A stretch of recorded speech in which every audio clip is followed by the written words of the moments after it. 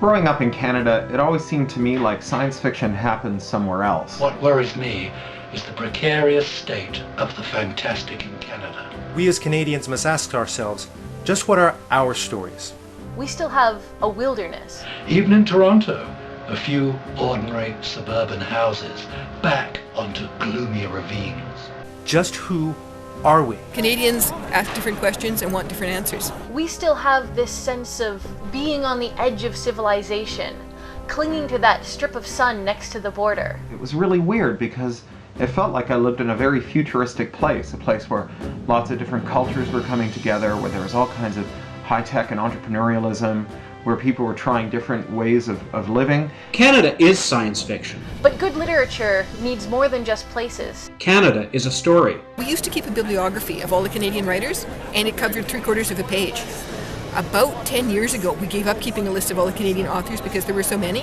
When I moved here to Toronto, it was amazing because I suddenly realized this is where it happens. So much great literature comes from right here in Toronto. Seriously, we're strong.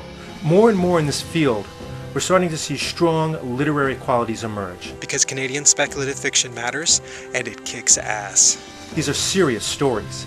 Canadian writers of the fantastic are producing an immense body of work, and it needs to be recognized inside our own borders. And if you just don't tell them it's Canadian, they will love it. We've moved away from a British identity, but are wary of moving too close to an American one. What strikes me is its sense of place. I'm putting Canada where it belongs in the future.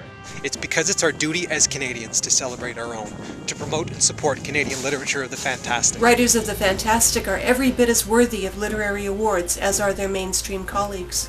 Most literary awards celebrate the mundane. Not all Canadian fiction has to strive for a poetic realism. Writers such as Guy Kay, Tanya Huff, Julie Czerneda, Robert J. Sawyer, and Charles de Lint have been known worldwide, but in Canadian literary circles somehow they don't count because they're genre writers. Science fiction, horror, fairy tales, the weird stuff, according to my colleagues. These aren't pulp adventure stories with two-dimensional cardboard cutout characters running around a spaceship or fighting some monster.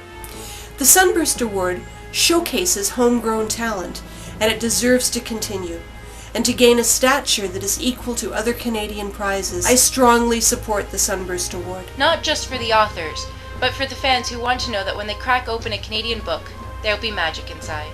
Right now, the Sunburst can use your assistance. Help protect the Canadian fantastic. Because if we don't do it, you can sure as hell bet nobody else will.